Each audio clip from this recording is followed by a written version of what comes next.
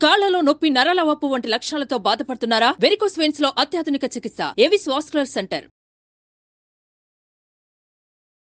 నమస్తే రమగారు. నమస్తే జయ. రమగారు, దయ్యాల కథలు చెప్పుకుంటా ఉన్నాం. పూర్వం ఒక ఊళ్ళోట ఒక భట్టు గారిని ఒక బ్రాహ్మణ ఆయన ఉండేవాడు. ఈయన అపరకర్మలు చేయించేవాడు. దాంతోపాటుగా ఆయన ఎలా అంటే అనాథ ప్రేత సంస్కారాలకి వాటికి వెళ్ళిపోయేవాడు. సూసైడ్ చేసుకున్న వాటికి వెళ్ళిపోయేవాడు. ఎక్కడైనా దారుణాలు జరిగి ప్రమాదవశాత్తు చేసినవి కూడా వాటికి కొంచెం భయపడేవాళ్ళట ఇది వరకు అది చేయటానికి. ఆయన భయం లేదు. అదేదో మీదకి వచ్చేసుకుని కంపెనీపోతుంది అలా అనుకునేవాడు కాదు. చాలా ధైర్యస్తుడని చెప్పుకునేవాళ్ళు ఆయన. దగ్గరుండి శవాన్ని తీయించే పని కూడా చేసేవాడు ఆయన. ఏదైనా యాక్సిడెంట్లలో వాటిలలో జరిగితే ప్రమాదాలు జరుగుతాయి కదా, ఎడ్ల బళ్ళు తిరగబడిపోవటం, పాతకాలంలో చెట్ల మించి పడిపోవటం, తలకాయ పగిలిపోవటం, అలాంటి వాటికి కూడా ఏమి బెదిరేవాడు కాదు. గట్టివాడు భట్టు. అయితే ఏమైందట, ఒకనాడు ఏదో పల్లె పక్కన ఊళ్ళో ఈ ప్రేతకర్మలు చేయించడానికి వెళ్ళాడు. వెళ్తే అందరూ ఉండిపోండి సబాబు ఈ రాత్రికి ఉండడంటే ఆయన ఒప్పుకోలేదు. వెళ్ళిపోవాలంటే ఆ అడవంతా దయ్యాలు భయమండి, చాలా ప్రేతాలు తిరుగుతాయి, బోల్డని చిన్నలు కనపడతాయి వాటివి, వద్దంటే నాకేం భయము, నేను ఈ పనులు చేసేవాడికి అసలు భయం ఉండకూడదు కదా, నా గాయత్రి నన్ను రక్షిస్తుంది, నాకేం భయం లేదని పక్కపక్క నవ్వాడు. బయలుదేరితే ఈయన అడవి దారి పట్టేసరికి అర్ధరాత్రి అయిపోయింది. బాగా 4 బార్లు నడిస్తే కానీ అడవి దాటలేడు. ఈయనకి వాతావరణం చల్లగా అయిపోవటము, పిట్ట మనిషి అన్నవాడు లేకపోవటంతో కొద్దిగా చిన్న దుడుకొచ్చింది లోపల. వచ్చింది కానీ పెద్ద వెనక్కి తీల. ఒక చిన్న మూట ఉంది ఆయనకి, వాళ్ళు ఇచ్చిన సామాన్లు లేవు, అది భుజాన్ని వేసుకుని నడుస్తున్నాడు. దూరంగా ఒక పురాతనమైన ఇల్లోటి కనపడింది. భయంగానే ఉంది కానీ వెళ్తున్నాడు ముందుకి. వెళ్తుంటే అది ఇల్లు దగ్గర పడేసరికల్లా ఎవరో ఒక అమ్మాయి అక్కడ నిలబడింది. ఆ అమ్మాయి ఇటువైపు లేదు, దాని మొహం ఇంటివైపు చూస్తుంది.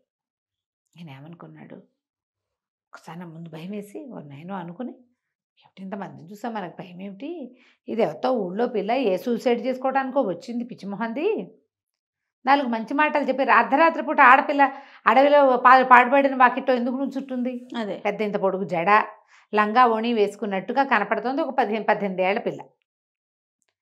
ఇంట్లో ఏ బాధలు పడో, ఏ సవితల్లి బాధలో, ఏ అత్తగారి బాధో, మొగుడు బాధో, మేనమావ బాధో, ఇక్కడికి వచ్చింది పైకి ఎక్కి దూకుదామని చూస్తుంది కాబోలు. మరి దీన్ని ఎటాగైనా మాట్లాడి దీన్ని సరిచేద్దాం అంటాడు. ఏమే అమ్మాయి, ఎవరమ్మాయి నువ్వు, ఇక్కడ ఎందుకే నుంచున్నావు, ఈ రాత్రి వేళ ఎందుకు వచ్చావమ్మాయి అడవిలోకి, పద నేను ఊళ్ళో దిగబెడతాను అన్నాడు. అనేసరికి ఆ అమ్మాయి అంది, ఎహేపా నీకెందుకు, నా గోళ వెళ్ళిపో, నీ దారి నువ్వు అంది. అంత పెద్దవాళ్ళతో అట్లా మాట్లాడరు కదా, తప్పు కదా. ఏం తెల్లబోయాడు, ఏమిటి పోయేది, తిరుగు, నువ్వు అసలు ఎవరో చూస్తాను, ఎవరమ్మాయివో చూస్తాను అన్నాడు. అనేసరికి అలా అమ్మాయి అంది, దయ్యాన్ని నేను, నువ్వు ఇంతమందిలో చూశాను, నేను భయం లేదు, నాకేం భయం లేదు, తిరిగి నువ్వు పోతావా పోవా, నీ దారి నువ్వు, నేను పడతాను జాగ్రత్త, దయ్యం పట్టడం అనమాట, నేను పట్టుకుంటాను, నన్ను బట్టే దయ్యం ఇంకా భూమి మీద పుట్టలేదు, అసలు నువ్వెవరో చూస్తాను, ఏది నీ మొహం చూపించి నాకు అన్నాడు. ఇటు తిరిగితే అది ఎట్లా ఉంది, సన్నగా పొడుగ్గా చక్కగా ఉంది పర్సనాలిటీ, మొహం సొద్దగా ఒక రకంగా ఉంది. దయ్యాల మొహాలని చెప్పుకుంటాం కదా కథల్లో, ఇలా చప్పిడిగా ఉందన్నమాట. ఉండి నేను పట్టుకుంటాను అని చెప్పి ఏం చేసిన, నేను ఇంత పెద్దగా అరిచి 4 ఇంత పొడుగ్గా చెప్పి గుడ్లు ఇట్లా వెళ్ళుకొచ్చేలాగా మొహం పెట్టింది భయంకరంగా. టపక్కమంది లోపల బ్రాహ్మడికి భట్టుగారికి. కానీ అబ్బో ఇంతకంటే పెద్ద పెద్ద నాలుకలు ఎన్ని చూశాను నేను, పేక ఊరేసుకున్న వాళ్ళని 100 మందిని దహనం చేయించా, నాలుక ఈ బార్ వస్తుంది బయటికి, ఇది ఒక నాలుక ఇవో గుడ్లా అన్నాడు. మామూలుగా సూసైడ్ ఊరేసుకుంటే ఏమవుతుంది, కళ్ళు వెళ్ళుకొచ్చేసి నాలుక బయటకు వచ్చేస్తుంది కదా, సినిమాల్లో చూపించరు, ఒరిజినల్గా వేరేగా ఉంటుంది, భయంకరంగా ఉంటుంది రూపం. అవును, ఇంతకంటే పెద్ద పెద్ద రూపాలను చూశాను నేను, పోపో అన్నాడు. అనేసరికి దయ్యం ఉపసంహరించుకుంది, నాలుగు లోపలికి వెళ్ళిపోయింది, గుడ్లు లోపలికి వెళ్ళిపోయింది. బాగా ఆలోచించింది. ఈసారి కంట్లోంచి, ముక్కులోంచి, చెవులోంచి ఇట్లా నెత్తురు కార్చడం మొదలుపెట్టింది. ఈయన అన్నాడు, ఇంతకంటే ఏం రావా నీకు, నేను ఇంతకంటే ఎక్కువ నెత్తురు బోల్డ్ సార్లు చూసా, తలకాయ పగిలిపోయి, ముక్కు పచ్చడైపోయి, మెడ చీరుకుపోయి, చేతులు తెగిపోయి, కాళ్ళు తెగిపోయి, నెత్తుటి వరదలు బోర్డు చూసా, ఇదో నెత్తురా ఇదో కథ. అది బికమహం వేసింది దయ్యం. ఇంకేం చేసి, ఏంటండి మిమ్మల్ని నేను భయపెట్టట్లేదా అంది. నువ్వు ఏమీ భయపెట్టట్లేదు, నువ్వెవరివి ఏమిటి అంటే, కాదండి ఇంకా నేను చచ్చిపోలేదండి, నేను పక్కన ఊళ్ళో ఆ శివాలయం పక్క వీధిలో ఒక కమ్మరి వాళ్ళు ఉన్నారు కదా, వాళ్ళ కోడలు దయ్యానండి నేను, నేను వచ్చి ఇక్కడ నుంచున్నాను. ఈయన ఆశ్చర్యపడి, బతుకున్న దయ్యాన్ని ఎప్పుడు చూడలేదు, నువ్వు ఎందుకు వచ్చావు చెప్పు, నువ్వు అక్కడ ఉండాలి కదా, బతుకున్నదాన్ని బతుకుంది పిల్ల, ఏమైంది అంటే ఇప్పుడు ఏం చెప్పింది, ఆ కమ్మరి వాళ్ళ కోడలికి ఆ మహా కోరంటికం అండి, అత్తగారు కాల్చుకు తినేస్తోంది దాన్ని, చచ్చిపోదాం అనుకుంటోంది, దాన్ని ఎట్టా చంపాలా అని ఆలోచిస్తూ నేను ఇక్కడ వచ్చి నుంచున్నాను, చంపడానికి దారులు వెతుక్కుంటున్నాం, ఆలోచిస్తున్నాను నేను, దానికి ఒక ఐడియా ఇవ్వాలంటే అది ఇంట్లో పడుకుంటే రావు ఐడియా, అందుకని అది ఇంట్లో పడుకుంది, నేను వచ్చి ఇక్కడ నుంచున్నానండి అనేసరికల్లా ఎక్కడ ఇల్లు ఏమిటి అని అన్నీ కనుక్కుని, వస్తే నీ దుంపదేగా మీ ఇంటికి వెళ్ళి పడుకో, నేను చెప్తానులే దాని సంగతి అని నేనేం చేశాడు, ఆ దయ్యాన్ని అక్కడ వదిలిపెట్టేసి నడుచుకుంటూ పోయాడు. తెల్లవారుతూనే ఆ ఊళ్ళోకి వెళ్ళాడు. ఊళ్ళోకి వెళ్ళి శివాలయం పక్కన ఉన్న కమ్మరి వీధిలోకి వెళ్ళి, కమ్మరి వాళ్ళ ఇంట్లో మొదటి 2 ఇల్లు 3 ఇల్లు నందిభద్రం చెట్టు ఉంది దాని గుర్తు, ఆ చెట్టు ఉన్న ఇంట్లోకి వెళ్ళాడు. తెల్లారి 6:15 6:30 అయింది. పాకెట్లో ఒక పిల్ల కూర్చుని, ఓ 16 ఏళ్ళది, ఓహో అని ఏడుస్తుంది, పొడుగు జడ, అది ఈ గుర్తొచ్చింది. అక్కడ నిన్న రాత్రి చూసిన పిల్ల కూడా ఇంత పొడుగు జడ ఉంది, ఆ దయ్య పిల్లకి, ఏడుస్తుంది కళ్ళు నువ్వుకుంటూ, అత్తగారు పెద్ద పెద్ద పులికేకలు పెడుతుంటే సరే లోపలికి వెళ్ళాడు. ఏమిటి అన్నాడు. ఏమిటంటే సరే ఆవిడ ఏదో చెప్పబోయింది. ముందు రోజు రాత్రి ఇంకా ఏం జరిగింది, అత్తగారు మర్నాడు ఏదో పూజ చేసుకుంటోంది కమ్మరి వాళ్ళ ఇంట్లో. ఓకే. ఆ పూజ చేసుకునేటప్పుడు ఆవిడ అందరికీ పంచడానికి అరటిపళ్ళు తెచ్చింది బోల్డ్ పళ్ళు.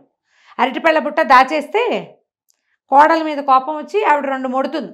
పిల్ల ఏం చేస్తుంది, పరిగెత్తుకుంటూ వెళ్ళి నూతులో పడుతుంది, లేదా చెరులో పడుతుంది, చావు వస్తుంది అని చెప్పాడు బ్రాహ్మణుడు. ఈ దయ్యం ఏం చేస్తుంది, ఇంటికి వెళ్ళి అరటిపళ్ళ పెద్ద బుట్టను తీసుకెళ్ళి అటక మీద పెట్టింది. కమ్మరి వాళ్ళ ఇంట్లో అరటిపళ్ళ బుట్ట కనిపించట్లా. ఆవిడ లబలబలాడుతూ తిట్టేస్తోంది, దరిచేస్తోంది, నానా తిట్లు తిడుతోంది కోడల్ని. లోపలికి వెళ్ళాడు. నేను లోపలికి వెళ్ళేసరికల్లా, ఏమిటి అమ్మాయి పొద్దున్నే ఏదో పూజ పెట్టుకున్నావు, ఏమిటో అరుస్తున్నావంటే, ఏం చేయను బాబు, పాపిష్టి పిల్ల, ఒక్క పని రాదు దీనికి, చూసి దీన్ని చేసుకున్నా జడా మొహం బాగుందని, అవి తప్పిస్తే ఏమీ లేవు దీనికి, పూజ అండి 9-10 అయ్యేసరికల్లా ముత్తైదులంతా వచ్చేస్తారు, పెద్ద పెద్ద బొట్టండి, అరటిపళ్ళు మాయం చేసేసింది, తినేసిందో పారేసిందో తెలీదండి, పోయినాయండి, మరి ఇదే కదా జవాబుదారీ, దానికే అప్పచెప్పారు. రాత్రి పొద్దున్నే లేచి తాంబూలాలు పెట్టమన్నా, తమలపాకులు పెట్టింది, అరటిపళ్ళు లేవంటుంది, చూపించారు రాత్రి అని ఆవిడ తిట్టేసరికల్లా ఈయన అన్నాడు, అటకెక్కి చూడు పైన ఉన్నాయి అరటిపళ్ళు అన్నాడు. ఆశ్చర్యపోయింది. అటకెక్కింది, ఒక నిచ్చెన వేసుకుని ఎక్కాలి. కోడలు ఇట్లా చూస్తుంది ఆశ్చర్యంగా, దానికి తెలియదు కదా. అవును. సరే అరటిపళ్ళ బుట్ట, బాబు మీకెట్లా తెలిసిందండి, తెలియటానికి ఏముందమ్మా, నీ కోడలు చచ్చటానికి సిద్ధంగా ఉంది, దీని దయ్యం నిన్న రాత్రి నాకు అక్కడ కనపడింది, ఓహో, నే చెప్పిన ఐడియా ప్రకారమే అరటిపళ్ళ బుట్ట, లేకపోతే ఈ పిల్ల బక్క పిల్ల ఇది ఇంత బుట్టని 5 రోజుల్లో ఉన్న అరటిపళ్ళని ఎత్తి పైన పెట్టగలదా, దయ్యం కాబట్టి పెట్టింది. నువ్వు ఇప్పుడు తెగదిట్టావు, ఈ పిల్ల పరిగెత్తుకుంటూ వెళ్ళి మీ పక్కన వాళ్ళ సందులో ఉన్న నూతిలో దూకుతుంది, తర్వాత నీ 6 ఏళ్ళు భరించలేక కోడలు చచ్చిపోయిందని పేరు వస్తుంటే కాంతిపోయింది. అంత పని చేస్తుందా బాబు నా కోడలు, మరి చేకేం చేస్తుంది, నువ్వు పొద్దున కూర్చుంటే తిడతావు, మధ్యాహ్నం పడుకుంటే తిడతావు, రాత్రి మొగుడి దగ్గరికి వెళ్తే తిడతావు, ఇన్ని తిట్లు పడద్దు, పిల్లకి సత్తా చాలాలి కదా అనేసరికి అలా లబలబలాడుతూ ఆవిడ కోడలు వస్తే, నీ దుంపతగా అంత పని చేయకే, కేకలేయటం తగ్గించుకుంటాలే, కొంచెం పని నేర్చుకో, మళ్ళీ నీ దయ్యం ఇంకెవరికైనా కనపడిందంటే, బ్రాహ్మడికి కనపడింది మంచివాడు కాబట్టి ఆయన వచ్చి ఇట్లా చెప్పాడు, ఇంకోళ్ళు అయితే ఏం చేసేవాళ్ళు ఉన్నాను, అదే కదా అని కోడల్ని బతిలాడుకుని, ఆ పూట వ్రతం చేసుకుంటాను బాబు, ఇంటి దగ్గర ఉంటే నోవు చేయించండి అని ఆ భట్టుగారితో నోవు చేయించుకుని ఆయనకు 10 రూపాయలు దక్షిణించి కోడల్ని ముద్దుగా చూసుకోవటం మొదలుపెట్టింది. ఆయనకి అపరిమితమైన ధైర్యం ఉండటం వల్ల ఆ ధైర్యం కనపడింది, ఈ కథ అంతా బయటకు వచ్చింది. లేకపోతే ఈయన ఊళ్ళోకి వచ్చేసరికల్లా ఈ పిల్ల అపరకర్మలు చావు వాటన్నిటికీ, అంటే బలవంతపు చావులన్నిటికీ ఈయనే చేసేవాడు కదా, అది ఆయన తప్పించుకున్నాడు అనమాట. కథ కంచికి మనం ఇంటికి. బాగుందండి. నమస్తే. నమస్తే. సుమన్ టీవీలో మీ పర్సనల్ అండ్ బిజినెస్ ప్రమోషన్స్ కోసం కింది నెంబర్కి కాంటాక్ట్ చేయండి.